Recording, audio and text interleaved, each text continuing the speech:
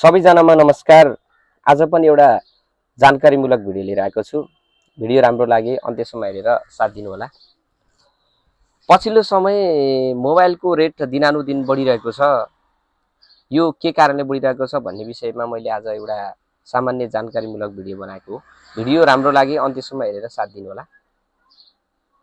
विश्व बजारमा मोबाइल उत्पादन गर्ने कम्पनीहरूले प्रयोग गर्ने बेसिक चिप्सको माग बढेसँगै मोबाइलको रेट बढिएको भन्ने कुरा आएको छ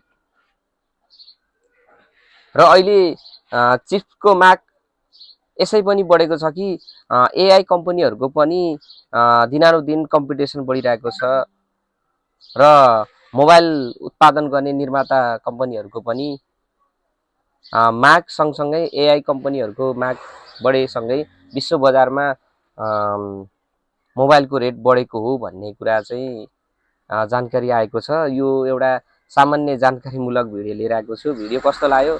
राम्रो लागे भिडियोलाई लाइक शेयर र फलो पनि गरिदिनु होला। आगामी दिनमा म यस्तै खालको भिडियोहरू लिएर आउनेछु। हस्त, धन्यवाद।